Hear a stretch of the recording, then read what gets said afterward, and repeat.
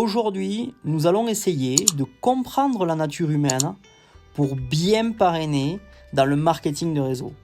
Alors, comprendre déjà la nature humaine et la psychologie qui se cache bien sûr derrière tout parrainage, va vous permettre d'avoir des prospects excités à l'idée de rejoindre votre opportunité d'affaires. N'aimeriez-vous pas d'ailleurs que suite à votre présentation d'affaires, votre prospect se lève et vous lance un grand oui, enthousiaste, plutôt que un « bon, je sais pas, il faut que je réfléchisse, c'est compliqué, il faut que j'en parle à mon mari, à ma femme ». Alors, vous pouvez le faire, vous pouvez effectivement faire qu'une personne soit enthousiaste à l'idée de vous rejoindre, mais pour cela, vous devez au préalable comprendre ce qui se passe en fait dans l'esprit de votre prospect quand vous lui parlez et comment il analyse vos informations. Alors, en sachant ce qui fait tiquer les personnes, comment elles prennent leurs décisions et évaluent vos informations, vous aurez un avantage énorme pour les inspirer et faire qu'elles disent oui à votre opportunité de marketing de réseau. On va donc parler de logique et émotion. C'est ce qui se cache derrière toute décision. D'accord ? Pour comprendre comment votre prospect va évaluer tout simplement votre opportunité, vous devez savoir que le comportement humain est guidé par deux éléments. En un, c'est la logique et ensuite, c'est l'émotion. Donc, on évalue les opportunités en utilisant la logique, c'est-à-dire notre cerveau, et on réagit aux opportunités avec l'émotion, c'est-à-dire notre cœur. Un exemple concret. Imaginez-vous et souvenez-vous lorsque vous avez acheté votre dernière voiture. Alors, vous avez probablement comparé des données comme la consommation d'essence, la climatisation, la sécurité, peut-être la grandeur du coffre, d'accord, la vitesse, ok ? C'est-à-dire des caractéristiques et des faits logiques que vous retrouvez dans les différentes marques de voitures à votre disposition. Mais qu'est-ce qui a réellement motivé votre achat ? D'acheter une voiture, et pour beaucoup d'entre nous d'ailleurs, une expérience très émotionnelle.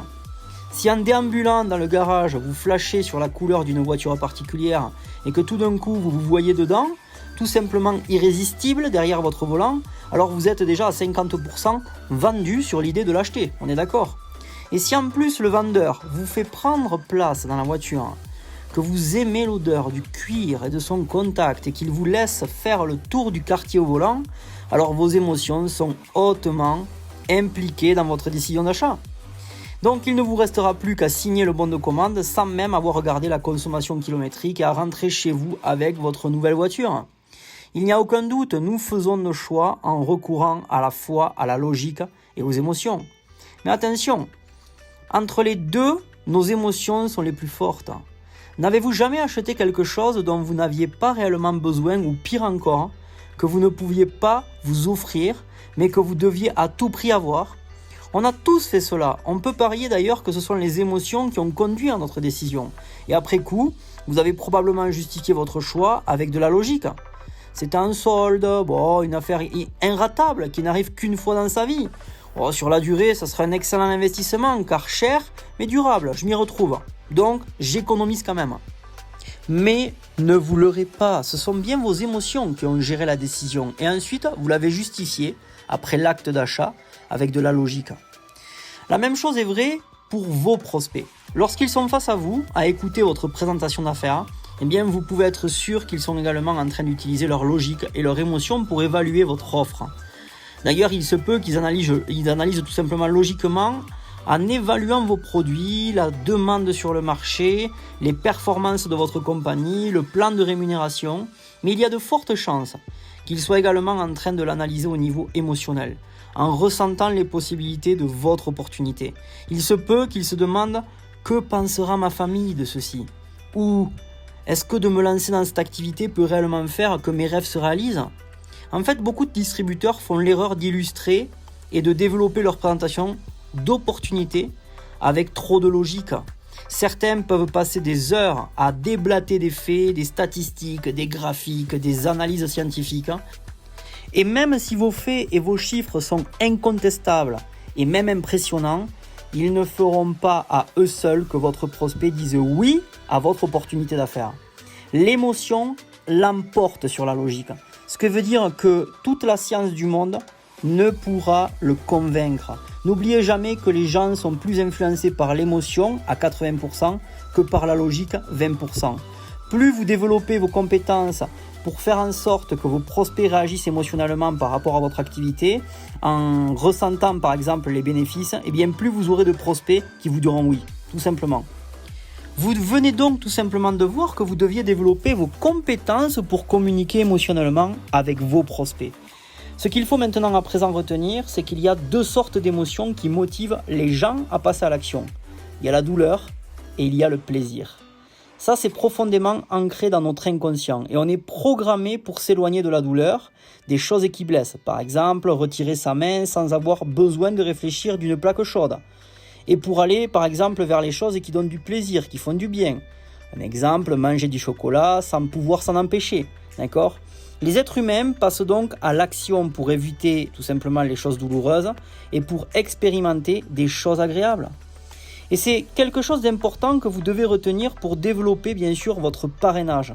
Parrainer de nouveaux associés dans votre activité de marketing de réseau va reposer sur votre habilité à comprendre le pouvoir des émotions, c'est-à-dire la douleur et le plaisir.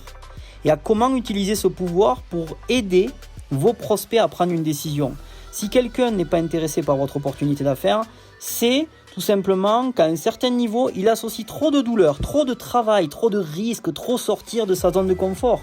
Ou encore, peur de l'échec ou du jugement de sa famille ou de ses amis. Il est déjà en train d'anticiper la douleur du rejet. Ou même la difficulté de construire une affaire. Donc, qu'est-ce qu'il vous dira ? Non !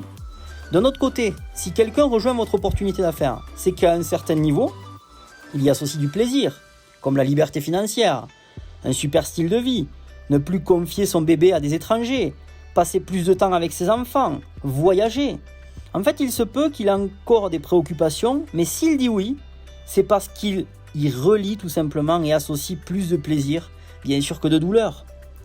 Donc, votre succès dans le parrainage dépend donc de votre capacité à aider les gens à relier le plaisir à votre activité. D'accord ? Plus la personne pourra relier le sentiment de plaisir et de bien-être à votre opportunité, plus vous aurez de chances d'entendre un grand oui, ferme et enthousiaste. Pour cela, vous n'avez pas besoin de manipuler ni d'être malhonnête ou un vendeur oppressant, d'accord ?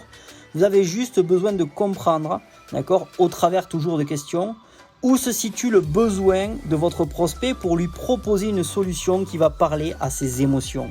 En comprenant que c'est ce qui influence les décisions de votre prospect, eh bien vous avez un énorme avantage quand vous commencez à parler de votre opportunité d'affaires. Votre succès dans le parrainage repose sur votre capacité à faire en sorte que vos prospects se sentent excités à l'idée de ce que votre opportunité va pouvoir faire pour eux et de relier le sentiment de plaisir à l'idée de rejoindre votre équipe.